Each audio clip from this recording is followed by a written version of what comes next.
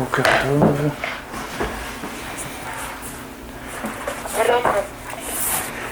Alors, Bezrat Hashem, on est arrivé vers ce Pérouche à Sérita Efa. On avait vu hier que les gens ils sont méchalek l'argent, c'est-à-dire ils distribuent l'argent parce que ça n'est plus chachouv pour eux, c'est-à-dire c'est plus important du tout. Moré chez Giou les autres abracha, achamaot en chachouv etzlam. Alors, Rabbeinu dit, ils sont arrivés à cette bénédiction-là, cette bracha, que l'argent c'est plus quelque chose d'important pour eux. Donc c'est une bracha, c'est-à-dire c'est pas quelque chose qu'un raisonnement ou quelque chose comme ça. C'est une bracha. Quand il a reçu une bracha, que ça c'est rien pour lui. C'est une birkat ha-sechel ou birkat ha-lev ou ce qu'on veut, c'est une bracha. C'est une bracha que le fait que maintenant ils se sont engagés à se marier, à être ensemble. Donc ça fait que ça leur a enlevé l'attachement à l'argent, puisque l'attachement à l'argent c'est quelque chose qui venait de la solitude, c'est-à-dire des deux parties, c'est-à-dire que chacun il avait sa solitude de son côté, c'est ça qui faisait qu'il y avait une recherche de l'argent, puisque comme on a vu hier que l'argent c'est la malchoute. C'est la malchoute du Olam Hazé, c'est la malchoute des Chochmot Chitzoniot. La malchoute d'Hachem, c'est la malchoute de l'Ashpa de Chochma dans malchoute. Donc quand malchoute, elle ne reçoit pas de Chochma, alors elle cherche le pouvoir dans l'argent. Alors maintenant que maintenant, les Orot chez Akala, ils prinat he, c'est-à-dire que on montre que la kala c'est le principe du he, chez Midalet, Naasit he, que maintenant de Dalet, elle est devenue he. Chez Edeze, Shirut Gadol, que ça amène une grande richesse. Mais Prinat ve'arikoti lachem bracha, ad bli dai. C'est-à-dire, je vous amènerai, je vous déverserai sur vous une bénédiction jusqu'à bli dai. Alors si vous voyez le diouk de la saga de Rabbeinu, Bli Dai, ça veut dire que le Dalet et le Yud, ils seront plus séparés. C'est-à-dire qu'on arrivera, que ce soit plus Dai, que ce soit He, que le Yud, il rentre dans le Dalet et qu'il n'y a plus de Dai. C'est-à-dire que ça n'existera plus. C'est-à-dire le Dalet et le Yud tout seul, ça n'existera plus. Pour dire comment la saga, elle est mit la béchette c'est-à-dire dans les mots avec tellement de précision. Que Rabbeinu rentre la saga là-dedans. Alors, ve'arikoti lachem bracha, je vais déverser sur vous une bénédiction. Pourquoi ? Parce qu'il y a bli dai, c'est-à-dire il n'y a plus Dalet et Yud séparés. Le Dalet et Yud, ils ont décidé de se mettre ensemble. Donc ça va entraîner que je vais déverser sur vous une bénédiction. Achivlu siftotechem. Jusqu'à que vos lèvres elles s'épuisent, elles se fatiguent à milomardai, c'est-à-dire que ça y est, la personne elle est complètement comblée, c'est-à-dire il n'y a plus, parce que comme Rabbeinu dit plusieurs fois dans l'écoute Moran, Rabbeinu dit le seul chisaron qu'il y a véritable, c'est le chisaron de la shrina. C'est ça le vrai chisaron. C'est-à-dire que maintenant, quand il nous manque quelque chose, les maasé, c'est toujours un manque de yichud entre chokhma et malchut. C'est ça le manque. N'importe quel manque. C'est un manque de parnassa, un manque de briout, un manque de zivug, un manque de shalom bayit, un manque de banim, un manque de da'at, tout ce qui manque. Tout ce qui manque, les maasé, c'est un manque de yichud tout le temps. C'est-à-dire, c'est ça le principe du manque. Donc, une fois que quelqu'un il a fait le yichud entre le yud et le dalet, il y a une satisfaction, une plénitude totale dans tout. Parce que ça, c'est le shoresh de Chassaron. C'est-à-dire, la shrina, elle attend de recevoir de la chorma, parce que la shrina, elle est prise par les malchuyot de Sitracha, c'est-à-dire que tout le monde s'empare de la shrina, Parce que la shrina, elle n'est pas alimentée par le yud. Du moment où la shrina est alimentée par le yud, ça y est, c'est fini. On comble tous les chesronot. C'est pour ça qu'à Kabbalah, tout ça, on parle toujours que des yichudim. On fait des yichudim.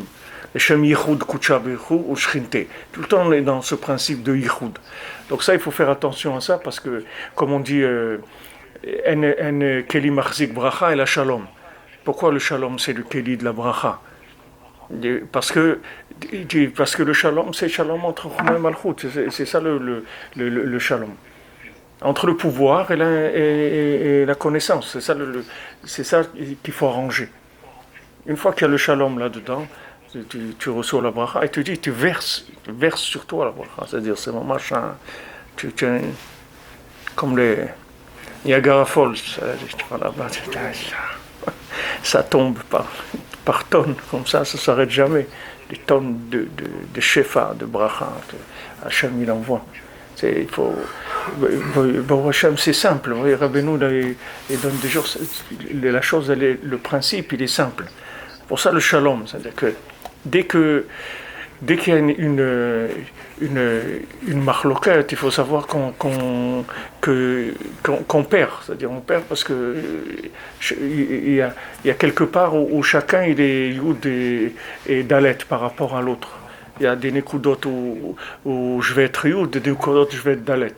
Donc il faut que je sois béchalom avec l'autre parce que sinon il va me manquer quelque chose. Soit qu'il va me manquer que je ne vais pas être mashpia, soit il va me manquer que je ne vais pas être mekabel. Mais ce manque-là, il va se traduire dans des manques réels dans ma vie. C'est-à-dire que souvent les gens qu'on m'envoie, c'est des gens pour que je puisse avoir la bracha. C'est pour ça que je rencontre des gens. Toute rencontre, elle est minashamaim. C'est-à-dire, si j'ai la émouna, je sais que tous les gens que je connais, même des employés dans le travail, ou n'importe où, tous les gens, tout ce qui tourne autour de moi, c'est des rapports de yichud. Sinon, ils n'ont rien à faire ici. Les brachot, c'est pareil. Tout ce que je mange, tout ce que je bois, c'est des rapports de yichud. Et pourquoi cette chose-là, ce fruit vient chez moi maintenant, d'Afka chez moi, etc. Ça veut dire qu'il y a un échange qui doit être fait. Donc à chaque fois, il faut chercher le shalom entre le yud et le dalet. Maintenant, une fois qu'il y a ça, la bracha, elle s'arrête jamais. S'arrête jamais. Il y a des gens, ils ont une grande bracha parce qu'ils sont béchalom avec les autres, c'est tout. Ça dépend pas de la chokhma. Il y a des gens, combien j'ai vu des gens dans le business à Paris et tout, ils ne savent même pas écrire. Ni lire, ni écrire. Ils ne savent pas. Quand ils signent, ils font un dessin. Ils ne savent ni lire, ni écrire. Ils ont énormément d'argent. Ce n'est pas des chachamim du tout. Ils ne savent pas ce que c'est le marketing. Ils ne savent rien du tout. Seulement, c'est des gens, ils ont du shalom. C'est ça. Du shalom. Chaque yichud, il débloque un shefa. Chaque yichud, ça débloque un shefa. Sans arrêt, comme ça. Plus je suis mitiyached avec l'homme Israël, et plus je fais descendre le shefa. Plus je prie pour un Israël, plus ça fait descendre le shefa. Chacun qui prie pour un Israël, ça lui amène aussi shefa. Parce qu'il est béchalom, il sent le chisraon. Alors on dit, Barikotu lachem brachat blidai, shechalu siftotechem, yivalu siftotechem, shemechalkim amaot. Qu'est-ce que ça veut dire que blidai, c'est-à-dire mechalkim amaot, c'est-à-dire on distribue l'argent, moré chez Igi ou les autres à bracha. Ça montre qu'ils sont arrivés à cette bénédiction-là. Jusqu'à que l'argent, il n'est pas chashuv chez eux, c'est-à-dire que l'argent, il n'a plus d'importance pour eux. C'est plus ça ce qui est important dans leur vie. Et comme on l'a dit plusieurs fois avant, l'argent, il ne les intéresse que parce que ils sont mis en place de donner. Alors ils ont besoin de ça pour donner. Comme Rabbeinu il a dit à celui qui venait pour lui demander la bracha pour l'argent, il dit, moi je ne suis pas un marchand de graisse, moi je donne de la graisse.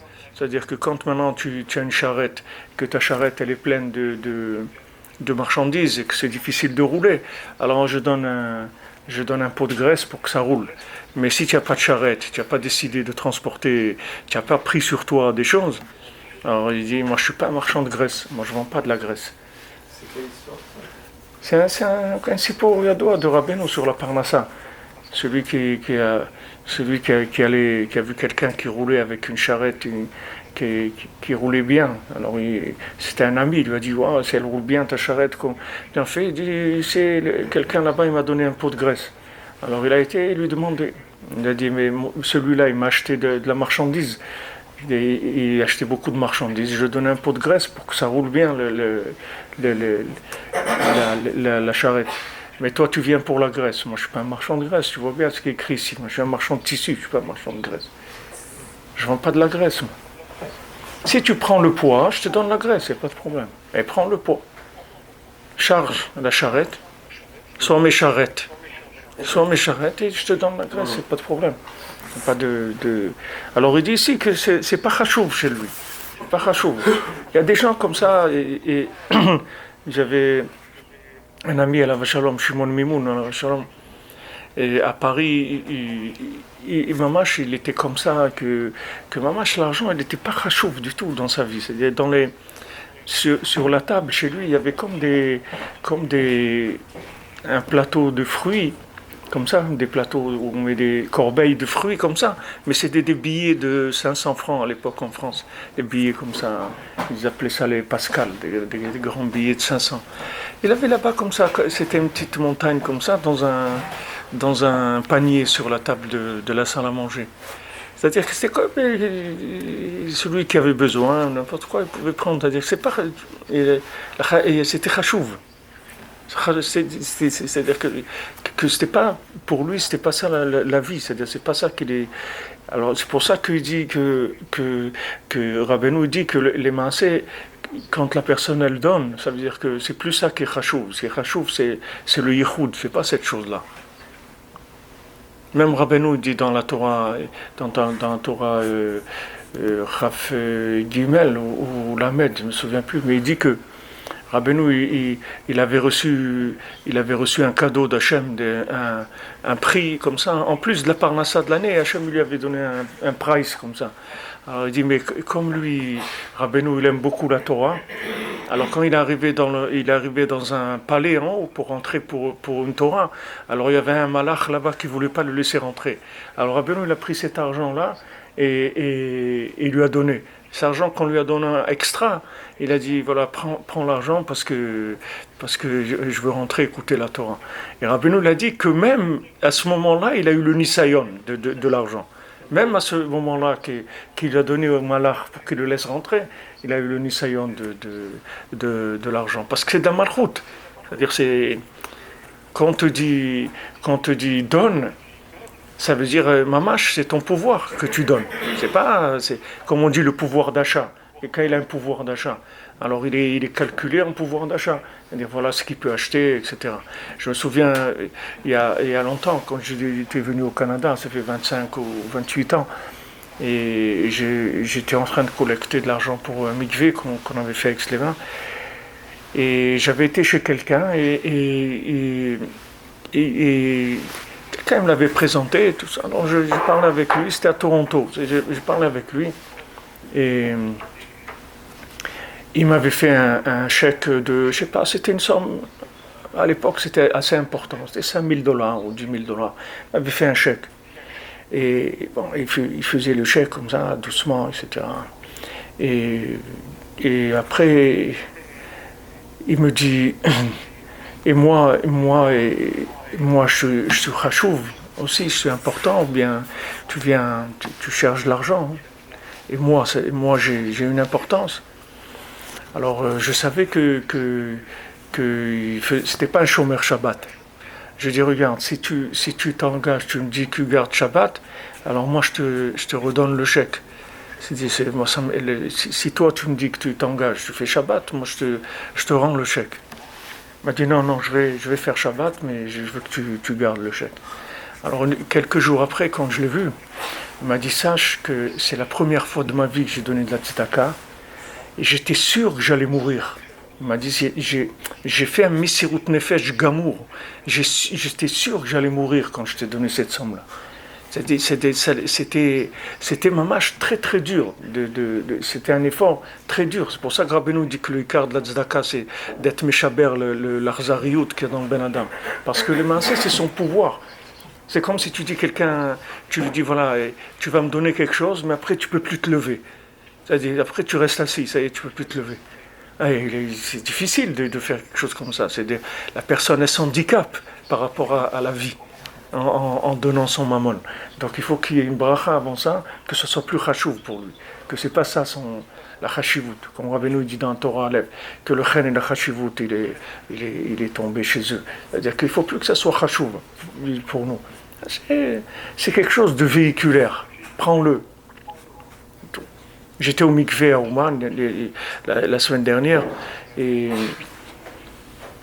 il y avait quelqu'un à côté de moi, alors on était en train tous les deux de se rhabiller, et j'ai vu qu'il n'avait pas de serviette. Alors il m'a demandé ma serviette, alors je lui ai donné. Alors il faisait comme ça avec la serviette, il se faisait de l'air sur lui pour se sécher. Alors j'ai dit mais sèche-toi avec la serviette. Il m'a dit mais sèche-toi, mais quel nafkamina, qu'est-ce que ça change? Que tu l'utilises toi, que j'utilise moi, qu'est-ce que ça change? Ça change rien du tout. Que toi tu te sèches avec, moi je me sèche avec, qu'est-ce que ça change? C'est comme moi, c'est pareil, on n'est pas c'est-à-dire quand tu lâches, tu vois que quelqu'un tu dis c'est comme ton frère, c'est comme ton fils. Ton fils il a besoin de serviette, tu ne vas pas lui donner. Tu peux pas te sécher avec la même serviette que ton fils. Tu peux, peut-être parce que tu l'aimes. Tu peux. Donner quelqu'un, tu lui dis, voilà, utilise. Mais là, Shamaïm, après il est parti, il y a un autre qui est venu, encore ça recommençait le même scénario. Il n'avait pas de serviette aussi, et il était comme ça, mais lui, carrément, il était en train de s'habiller avec l'eau, mais il faisait dehors, il faisait très froid. J'ai dit, c'est quelqu'un, si c'est en plein été, il fait froid, c'est une sakana. Alors je lui ai donné un truc, et regarde comment il me dit. Et l'autre, le premier, quand il est sorti, il n'arrêtait pas de me faire des brachot. Comme ça, c'est sorti, il me mange des brachot de sa bouche, comme ça. Il me dit qu'Hachem, il te donne de la bracha, qu'il te donne que de la satisfaction de tes enfants, tes petits-enfants. Et il faisait des brachot. Ils s'en sortent. Pourquoi? Parce que c'est un yichud, c'est tout. Ce qu'il dit ici. Harikotchelachem bracha. Tu fais un yichud. Quelqu'un, il se sent aimé. Tout de suite, ça fait sortir de la personne le bien. Il a envie de bénir, il a envie de... Même Yitzhak, il a dit à Yaakov, il a dit à Esav, mais c'est Yaakov qui a commencé, il a dit « Amène-moi une séouda et je vais te bénir ». Il y avait un Mekoubal à Yerushalayim que j'avais vu il y a quelques années. C'était un Breslever comme ça. Et le pauvre, depuis, il a arrêté parce qu'il a eu des tsarotes comme ça. Il ne reçoit pas les gens. Mais avant, il recevait les gens. Maman, c'était un visionnaire comme ça. Il voyait énormément de choses. Et lui, qu'est-ce qu'il faisait? Il allait à Tel Aviv une fois par semaine. Et il faisait une très grande table comme ça. Dans des quartiers très, très loin, où les gens ils sont très loin à Tel Aviv, par des skats, d'endroits qui sont loin. Et là-bas, il faisait une grande table, les gens ils venaient, ils faisaient des brachot, c'est tout. Ils venaient, ils faisaient à la Hetz, Borut Pri à Hetz, chez Akol, c'est la Voda qu'il faisait. Et il m'a dit, tu sais pas qu'est-ce que ça veut dire ça. C'est-à-dire que de donner en Israël, de faire des brachot, de manger, de faire des brachot. Tu offres aux gens et ils font des brachot. C'est quelque chose de très très grand. Parce que c'est ça, c'est des yichudim. Tu fais des yichudim. Chaque bracha, c'est un yichud. Bracha, ça veut dire que tu fais descendre Hachem Elokeinu, Melech, Haolam. C'est-à-dire que tu fais descendre le yud dans le dalet avec les brachot. Alors dans ces Purim aussi, dans Baal Tfilah, il leur a dit les gens qui étaient dans le pays de la Tava de l'argent, il a dit quoi, encore vous parlez de l'argent. Alors, il dit là-bas, mais maman, ne parlez pas de l'argent du tout. Ne parlez pas de ça, c'est tout. Il ne faut pas que ça soit un ignan dans la vie. On ne parle pas de ça, c'est pas chachouv. Quand tu roules en voiture, tu vas parler de la graisse que tu as mis dans les roues. On ne parle pas de ça, c'est pas chachouv. On roule, c'est tout, c'est pas chachouv. Et on voit les différences, par exemple, nous, quand je suis monté en Eretz Israël, j'ai remarqué ça, que en Eretz Israël, les gens ils parlent beaucoup de l'argent. Mais quand tu viens, nous on venait d'Aix-les-Bains, c'était choquant, parce que nous jamais on parlait de l'argent. Ça n'existait pas dans notre ville, le lien de l'argent. C'était pas quelque chose c'était un sujet de discussion. C'était rien du tout, Bichlal. Ça ne veut pas dire qu'on ne travaillait pas, qu'on n'avait pas de difficultés et tout, mais il n'y avait pas lien de parler de ça. Ce n'était pas le centre d'un débat, d'une discussion. Mais en Eretz, ah là là, je ne sais pas qu'est-ce qu'il a dit une fois, que le pays là, de Tavat Maman, qu'il a dit Rabbeinu dans Sipurei Massiot, c'est Eretz Israël d'aujourd'hui. C'est-à-dire que c'est ça. Et il y a un remès, Bémet, on peut voir un remès de ça dans Korveor. Avant Nachman, il dit que celui qui habite en Chutz Laaretz, il est Keoved Avodah Zara. Mais celui qui habite en Eretz Israël avec Tavat Mamon, c'est Shiv'im Avodah Zara. C'est pas une, c'est 70. Parce que dans l'Avodah Zara du Mamon, c'est Shiv'im Avodah Zara. Alors, il dit ça dans Korveor. Il y a un remède, c'est-à-dire il a dû de lui déjà remarquer à son époque ça. Parce que avant Nachman, quand il parlait toujours d'Eretz Israël, quand il était en Ukraine. Et son père, Rav Nachman Tulshiner, depuis qu'il était jeune, il lui a dit monte en Eretz Israël parce que Chutz Laaretz, il ne peut pas supporter ta Gdusha. Tu as une trop grande Gdusha pour vivre en Chutz Laaretz. Mais il dit qu'il n'a pas eu le srout d'écouter son père jusqu'à l'âge de 40 ans, c'est là où il est monté en Eretz Israël. Mais lui, il revenait tous les Rosh Hashanah, il revenait à Ouman. Il prenait le bateau, il revenait il faisait tout le Likutei Moharan entre Haïfa et Odessa. C'était un bateau. Et je crois que jusqu'à aujourd'hui, il existe ce bateau. Même les gens, ils avaient essayé de faire des... Mais c'est long, c'est tout. Tu ne peux pas emmener des gens au Shana parce que ça met, je ne sais pas combien, 6 jours ou quelque chose comme ça. C'est long. Mais eux, il n'y avait pas d'autre moyen de locomotion. Ils venaient, ils faisaient le bateau Eretz Israël, Odessa. Et ils se mettaient dans un coin, ils disent quand ils montaient dans le bateau, ils se mettaient dans un coin avec Likutei Moharan, c'est tout, jusqu'à qu'il arrive. Ils faisaient tout le Likutei Moharan. Alors il venait tout le temps, il allait parler aux gens, il leur disait de monter en Eretz Israël. Et dans tous les kibbutzim où il y avait des Breslevers, et il leur disait montez en Eretz Israël, montez en Eretz Israël. Et il dit qu'il y avait une ville, je crois que c'est à Tchérin, ou à Teplik, il y avait des Breslevers qui étaient très riches, très très riches. Il dit que leur synagogue, c'était comme un bijou, c'est-à-dire comme un palais royal. C'était tout avec de l'or et du marbre. Ils étaient énormément riches. Et il dit que lui, il leur a dit, venez en Eretz Israël, venez en Eretz Israël. Il dit que s'ils étaient montés en Eretz Israël, quand il leur a dit, ils auraient acheté tout Eretz Israël avec l'argent qu'ils avaient. Ils auraient pu acheter toute la terre d'Eretz Israël. Il n'y aurait pas eu toutes ces histoires qu'il y a et tout, parce qu'ils auraient acheté toutes les terres. Mais il dit qu'ils n'ont pas écouté, et bien sûr, après, il y a eu ce qu'il y a eu, et ils ont tous disparu. Eux, leur argent et tout, ils sont partis. Maintenant, les seuls qui ont écouté, qui l'ont écouté, qui sont partis, c'est les grandes familles qu'il y a aujourd'hui à Breslev, Anshin, tout ça, c'est des gens qui étaient en Ukraine, et que quand il leur a dit de monter, ils sont montés. Alors c'est devenu les familles. Quand tu dis Anshin à Breslev, c'est comme si tu dis, je sais pas, une ampoule ou un livre, un truc. Il y en a des centaines de Anshin. Tu dis Shapira, tu dis Shapira, tu vas avoir la moitié de la synagogue, elle se retourne. C'est-à-dire que c'est les familles les plus nombreuses. Et ils ont écouté, c'est-à-dire ils sont montés en Eretz Israël. Mais c'est sûr qu'il faut faire attention parce qu'il y a un isayon ça se comprend pourquoi, avec ce qu'on a expliqué ici, c'est très facile de comprendre pourquoi. Puisque comme c'est l'endroit de la Malchut d'Hachem.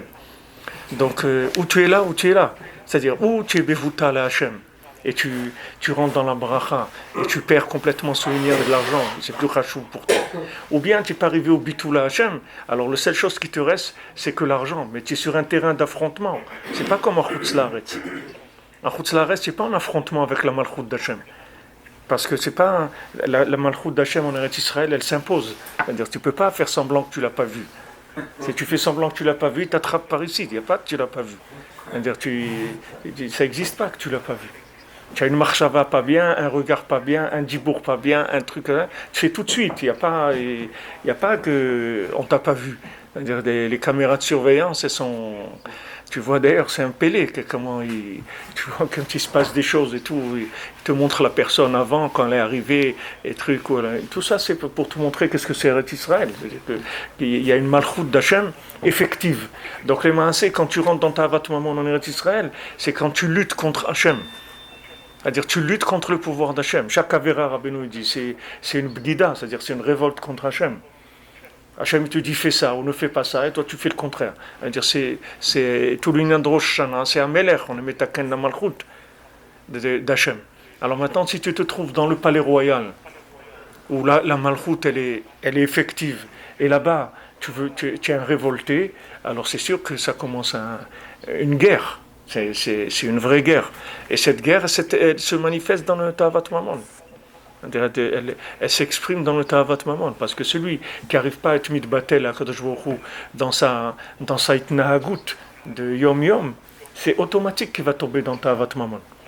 Parce que s'il accumule des dossiers où il est contre la parole d'Hachem, qu'il n'arrive pas à être Mekayem la parole d'Hachem, automatiquement il tombe dans le Tavat Mamon. C'est pour ça que ça se comprend, ce dibour-là, que Béhémet, ça s'appelle le pays de Tavat Mamon. Mais d'un autre côté, on voit qu'à la fin du Sipurim Asir, du premier Sipurim Asir, il dit là-bas, qu'est-ce qui est rachouv là-bas et tout, il dit là-bas c'est très cher, tout est très cher. Tout est très très cher dans ce pays-là où il y a la princesse. Tout est très cher. Alors il lui a donné un petit sac comme ça. Quand il a besoin, il met la main dedans et il sort, c'est tout. Il sort l'argent. Et il lui a donné cette bracha-là. Parce qu'il lui a dit que là-bas, tout est cher. Mais ça ne veut pas dire que parce que c'est cher qu'on va voir Tavat Mamon. Ça peut être cher. Et la Tavat Mamon, c'est uniquement un concept du pouvoir. C'est tout. C'est pas quelqu'un il sort dans la rue, il n'a pas d'argent. Il n'a pas d'argent sur lui, il n'a pas de carte de crédit, il n'a rien. Et il part comme ça. Tout de suite, il va sentir comme ça. Il ne va pas se sentir bien. Il y a quelque chose qui va. Et s'il a besoin de quelque chose, et s'il doit prendre un taxi, ou s'il doit prendre le bus, et comment il va faire? C'est-à-dire, tout de suite, son pouvoir, il baisse. Il se sent. Mais si maintenant tu es dans le pouvoir d'Hachem, alors il n'y a pas. Une fois, quelqu'un nous a invités, de la famille de ma femme, nous a invités pour une bar mitzvah au Kotel. Et j'avais pas d'argent, moi j'avais rien du tout. Alors j'ai dit à ma femme, j'ai rien pour aller, ça va, ça descend, mais quand on va revenir, j'ai le chiour et tout, je sais pas quoi. Elle me dit, viens, on va, et c'est la famille, on doit être mechabet et tout. Et bon, d'accord. Alors on va, sur l'esplanade du Kotel, on fait le bar mitzvah il monte le truc et tout. Après, je sors pour partir, pour reprendre ma femme et partir. Il y a quelqu'un qui vient vers moi, il me dit, toi là, toi, ata, ani tsaïr la tête lecha 50 shekel. Bon, car. Je suis parti, j'ai pris le taxi, on est rentré. C'est-à-dire que il y a des fois où tu ne peux pas faire autrement. C'est-à-dire que c'est la seule façon de vivre la chose. Tu ne peux pas le faire autrement. Tu peux pas faire, tu es obligé de faire et tu n'as pas. Alors qu'est-ce que tu fais? Tu fonces, c'est tout. Qu'est-ce que tu vas faire? Si on arrivait à vivre comme ça, tu n'as pas de problème. Tu n'as aucun problème. Mais le problème, c'est qu'on n'arrive pas à se lâcher. Quand on se lâche, on a les jambes qui bougent, comme la Gemara dit, Mamono chez la dame, chez Mahamido la raglav. C'est l'argent de quelqu'un qui le fait tenir sur ses pieds. Parce qu'il n'a pas d'argent, il a ses jambes, elles bougent. Il n'a pas de stabilité dans les jambes. Alors, Rabbeinu, ce qu'il amène ici, c'est. Rabbeinu, il a parlé beaucoup du mammon. Et ici, c'est un angle. C'est-à-dire qu'en même temps, ici, Rabbeinu, il donne la refoua de ça. C'est-à-dire comment guérir ça. C'est-à-dire comment le fait qu'on est marié et qu'on s'engage à supporter notre famille Supporter en anglais, pas en français. Supporter en français, ça veut dire être sauvé. Mais supporter en anglais, ça veut dire achzik, de tenir sa famille. Alors ça nous donne une double bracha, c'est-à-dire en même temps on reçoit l'argent et en même temps on reçoit que l'argent il est plus chachouv pour nous, il a plus d'importance. Parce que c'est ça le cas de la bracha. Avec ça plus d'importance. Alors, mefazer. Les épées rouges, Vasiri Taefa. Et c'est écrit Asiri Taefa. Alors on a vu avant que Rabbeinu il a parlé du korban tamid, qui a 2 fois par jour le korban tamid. On a vu ça au début de la Torah. Et que avec le korban tamid, il y a un Asiri Taefa. C'est-à-dire qu'on a amené un dixième de mesure de Efa. Si je me souviens bien, ces mesures-là, comme c'est des mesures qu'on n'utilise pas, c'est difficile de se rappeler, mais si je me souviens bien, il y en a qui disent 22 kilos, il y en a qui disent 26 kilos. Qu'est-ce que c'est une EFA? Alors un Asirita EFA, c'est entre 2 kilos, 2 kilos 200, 2 kilos 600. Asirit, Shuprinat EIP. Alors Rabbi nous dit qu'est-ce que c'est Asirit? Qu'est-ce que c'est le dixième? C'est EIP. EIP, ça veut dire Eipé, ça veut dire que chez Balou Pihem Milomardai, c'est-à-dire que leur bouche, Eipé, ça veut dire où elle est la bouche. C'est-à-dire il a perdu sa bouche tellement il a répété ça suffit, ça suffit, ça suffit, merci, ça suffit, ça suffit, ça suffit, qu'il n'a plus de bouche, c'est-à-dire qu'il n'a plus de dibour, il n'a plus rien tellement il a dit merci Hachem. C'est-à-dire, il a plus de bouche. Ça lui vient du fait qu'il a fait le yichud entre Yud et Dalet. Donc EIP, Rabbeinu dit avant que EIP aussi c'est comme si on dit Efo aussi, où ça se trouve. C'est-à-dire que quand on dit dans le Keter de Shabbat, on dit Aïe. C'est-à-dire que Aïe Mekom Kevodo. C'est-à-dire que quand on dit Aïe Mekom Kevodo, c'est quand on a fait. On dit que c'est là où on reçoit la Neshama Yetera du Shabbat matin. C'est-à-dire qu'il y a une Neshama Yetera de Shabbat qu'on reçoit le vendredi soir et une autre qu'on reçoit le Shabbat matin. C'est pour ça aussi que c'est important d'aller au mikvé le Shabbat matin, parce qu'il y en a qui disent qu'on ne peut pas recevoir la Neshama Yetera le Shabbat. Si on veut pas, le Zohar dit si on ne va pas au mikvé, on ne peut pas recevoir la Neshama Yetera. Le Zohar dit comme ça, qu'on ne peut pas.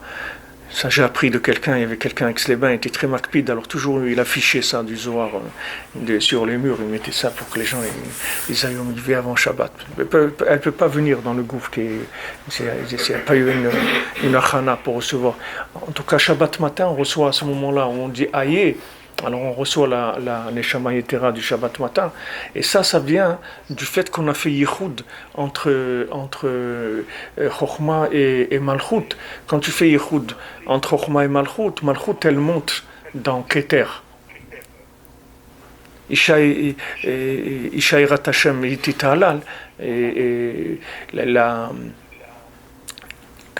Ateret Baala, c'est-à-dire que chez Trahi, elle est Ateret Baala. C'est-à-dire quand l'homme il donne à sa femme, c'est comme ça qu'il est couronné. C'est comme ça qu'il devient roi. Parce que c'est sa façon d'être reconnu. C'est-à-dire quand maintenant il a donné, c'est comme ça que on reconnaît la chokhma qu'il a en lui. Sinon sa chokhma, elle va pas être mitgalée. On dit Shalom Bayit. C'est Shalom Bayet. En anglais, Bayet. Qu'est-ce que c'est Bayet? Bayet, c'est. Ah, tu achètes du Bayet. Ça s'achète. Knelecha Chaver. C'est-à-dire que c'est de donner. C'est-à-dire que de donner. Et maintenant, l'une des choses les plus catastrophiques qu'ils ont fait dans la société moderne, c'est-à-dire qu'ils ont fait tout ce système de l'indépendance de la femme par rapport à l'homme, que la femme elle travaille, elle a son argent à elle, etc. Ça, les maasés, c'est gorem, le pérou entre Kuchabechu Shrinte. Parce que quand la femme elle a plus besoin de son mari, ça veut dire que c'est comme si on dit on n'a plus besoin d'Hachem dans le monde, on se débrouille. Comme l'exemple que je donne assez souvent, que quelqu'un cherche une place pour se garer avec sa voiture. Alors il demande à Hachem, Hachem, aide-moi à trouver une place pour me garer. Et au moment où il est en train de prier, alors il trouve une place. Alors il dit non Hachem, j'ai pas besoin, ça y est, j'ai trouvé. C'est-à-dire que lui, il croit que Hachem, il intervient pour régler les problèmes, c'est tout. Mais ce qui marche, ça vient pas d'Hachem, ça c'est lui qui fait. Ça vient pas d'Hachem. Alors dans ça que la société, elle a fait qu'ils sont arrivés à vouloir que la femme, elle soit indépendante. Et en Israël, par exemple, dans le monde qui n'est pas religieux, ils sont très macpides sur ça. Très macpides. Une fois, je devais payer l'électricité et j'ai demandé à ma femme qu'elle me donne sa carte bleue pour payer l'électricité. Alors j'appelle la compagnie électrique et tout, je lui donne la carte, le numéro de la carte. Et elle me dit c'est au nom de qui la carte? Alors je lui dis c'est au nom de ma femme. Elle me dit mais c'est pas à toi la carte, passe-moi ta femme. Alors je lui passe ma femme. Alors, enfin, il dit, alors la femme elle commence de la compagnie électrique, elle commence à lui faire du moussa. Mais il dit mais assour l'ach la tête ta carte chez l'ach les balères, tu n'as pas le droit, il faut pas faire ça. Ton carte Ashraï c'est quelque chose de personnel, tu n'as pas le droit de le donner à ton mari. Qu'est-ce que c'est ça? Commence à lui faire du moussard. Qu'est-ce que ça veut dire ça? Tu n'as pas le droit. Ma femme m'a dit mais moi tout ce que j'ai ça appartient à mon mari, c'est pas la carte, tout c'est à mon mari. La pauvre elle a dû être dégoûtée, elle a raccroché. C'est comme je leur dis tout le temps quand ils m'appellent pour faire de la publicité dans des trucs. Ils me disent, vous voulez pas de la publicité dans un annuaire et tout. Je lui dis, non, notre problème, c'est qu'on a trop de clients. On n'arrive pas à travailler, à faire le travail. Et il dit, bon, ça va aller, et il raccroche. C'est-à-dire, je ne veux pas leur dire, je ne veux pas faire de la pub. Je leur dis ça, c'est la meilleure manière de se débarrasser de ce genre de choses-là. Alors, quand on dit Shabbat, quand on dit Efon, Aïe, mais comme Kevodo, ça veut dire qu'il y a eu Yichud de Chokhmah et Malchut, et ça fait monter à Keter. Keter, quoi, c'est Bitoul de la compréhension. C'est-à-dire qu'on est arrivé au-dessus de Chokhmah, de tout, on est arrivé dans Keter, et ce Keter, c'est notre nouvelle étape de Malchut. C'est-à-dire ça va devenir notre nouveau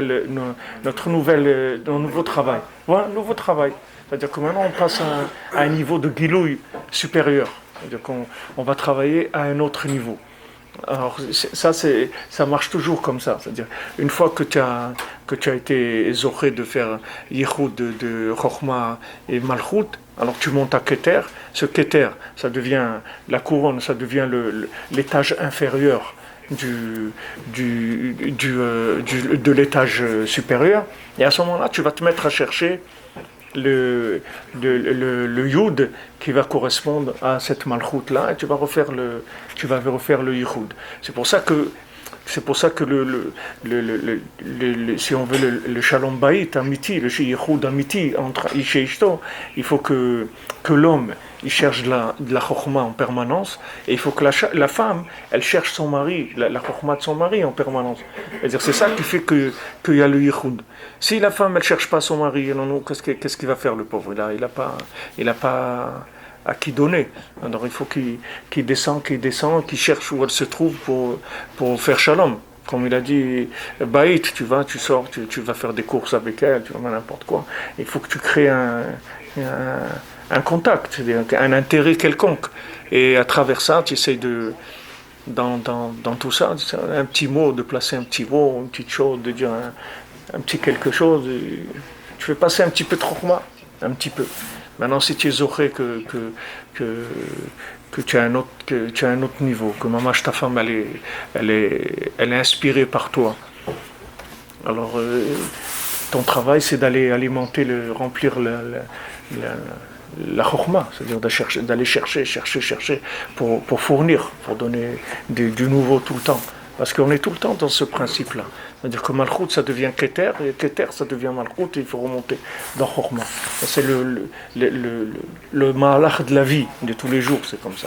C'est-à-dire chaque jour, il y a Hachem Eliboré le Olam Mechadash, une nouvelle Malchut, une nouvelle Chokhmah, et on Mechadesh ce principe-là tout le temps.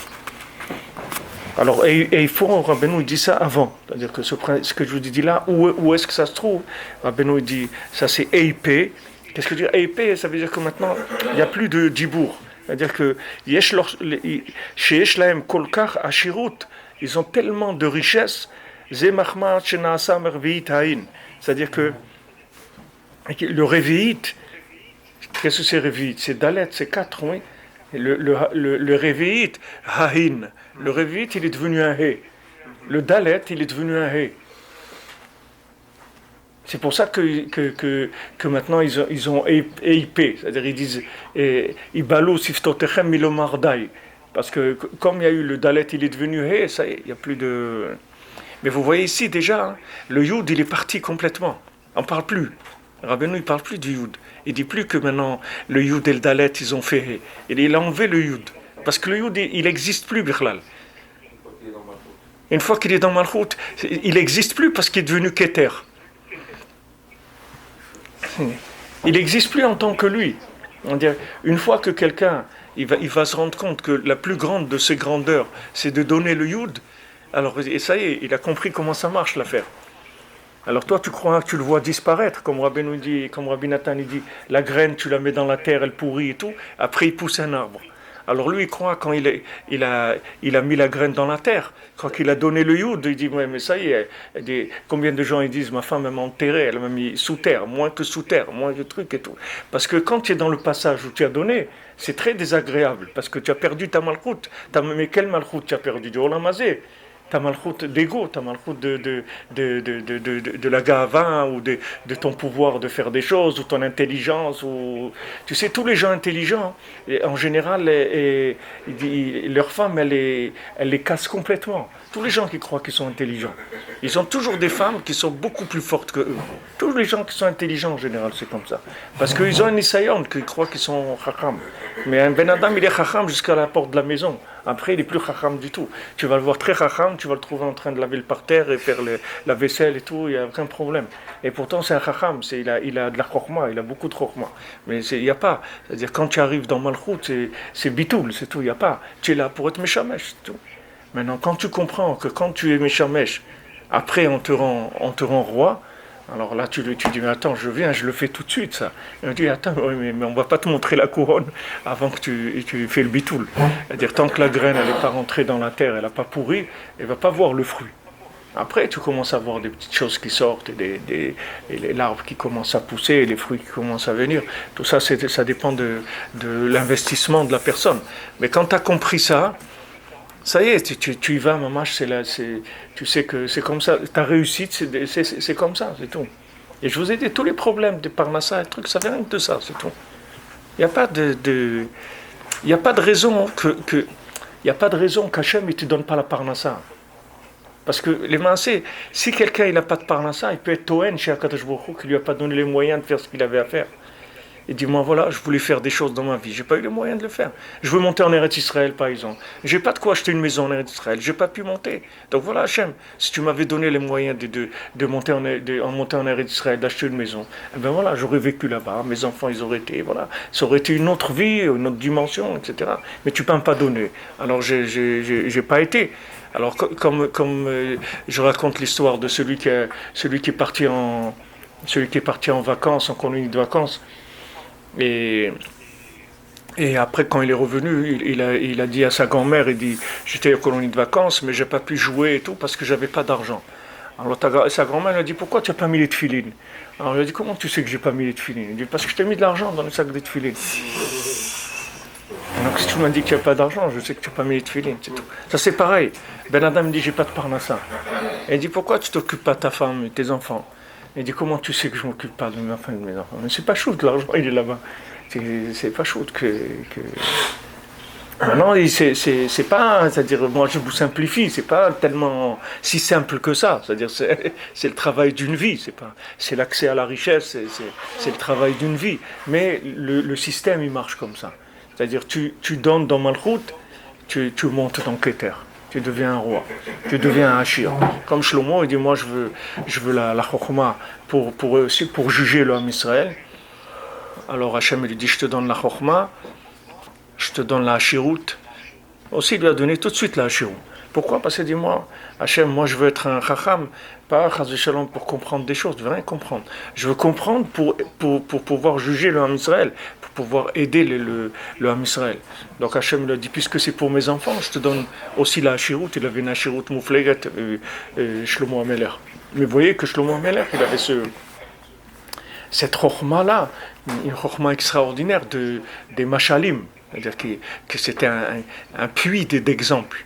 Les Mefarshim, ils disent que tout ce qu'on a, Michelet, Kohelet, c'est rien par rapport à ce qu'il avait. Sur chaque mashal, il avait 5000 ou je sais pas, 10 000, des chiffres énormes d'exemples sur l'exemple lui-même.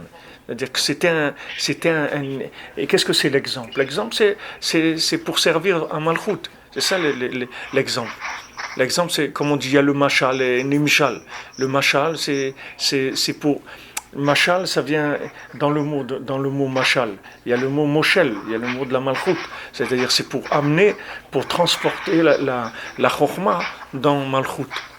Il faut que tu trouves le mashal, l'exemple adéquat qui correspond au niveau de la Malchut. Alors quand tu veux expliquer à Malchut, tu veux donner à Malchut, tu veux lui donner de la chokhmah, il faut que tu saches quel est son niveau de compréhension, et à ce moment-là, tu transformes chokhmah en mashal. Et à ce moment-là, ça vient dans Malchut. C'est pour ça aussi que c'est Shalem. C'est aussi c'est lien de Shlemut. C'est aussi pour ça que c'est Rosh Tevot de Mizmor Shir le Yom HaShabbat. Mizmor Shir le Yom HaShabbat, c'est Shlomo. C'est ce principe-là. On va dire le Shir aussi, ça vient de ça. Le Shir, ça vient aussi du Yichud de Chokhmah et Malchut. C'est pour ça que c'est les Lévi'im qui avaient le Shir, le Nigun. Parce que le Nigun, c'est le Chibour de Chokhmah et Malchut qui se fait par Bina. Et les Lévi'im, c'est Bina. Le Lévi, c'est Bina. C'est le monde du Nigun. Puisque le chant, c'est Mechaber à Kadosh Baruch Hu. C'est-à-dire le chant, ça donne tout de suite le kesher entre Chokhmah et Malchut. Que Rabbeinu dit la Chokhmah Tanegina, c'est-à-dire la Chokhmah du chant, de la musique, c'est la plus grande Chokhmah qui est dans le monde. C'est-à-dire quand Rabbeinu va révéler la Chokhmah, le Nigun qu'il y a dans l'Écoute Moran, Rabbeinu il a révélé le texte, mais il n'a pas révélé la musique. Mais c'est quand Rabbeinu va révéler la musique, le monde entier va s'intégrer dans l'infini. Tout le monde entier, tout, il a dit. Les hommes, les animaux, les plantes, les pierres, tout va s'inclure quand ils vont entendre le nigun d'une Torah, pas de tout. Chacune elle a un nigun et une danse spéciale. Chaque Torah de l'Écoute Moran, une danse et un chant spécial. Mais si Rabbeinu l'avait révélé, il aurait enlevé le libre arbitre à toute l'humanité. Tout ce qui bouge dans le monde, ça se met cachère à Keter. Tout ce qui est de la création entière. Nigun, c'est quelque chose de très élevé. Et ça vient de Lévi'im, c'est-à-dire, qu'est-ce que c'est Lévi'im? C'est accompagnateur. Mais lavé. C'est-à-dire qu'il a décidé d'accompagner d'accompagner le Kohen vers Israël, vers Yachar El, vers Sar El, vers la Malchut en bas. Alors le Lévi s'est mis à cette place-là, dans cet endroit-là. Donc Hachem lui a donné Chokhmat HaNegina, des Chokhmat HaChibour de Chokhmat Malchut. Bezrat Hachem, bonne journée. Batzlacha les amis, bonne journée. Shalom Yerushalayim. Shalom. Mishkachech Yerushalayim. Ashrenu. Je n'ai pas compris quand il dit bracha bli dal. Pourquoi le dalet il est séparé du yud? Si tout le yud c'est de rentrer le yud dans le dalet. Comment là-bas la bracha du la shirut elle est bli dal?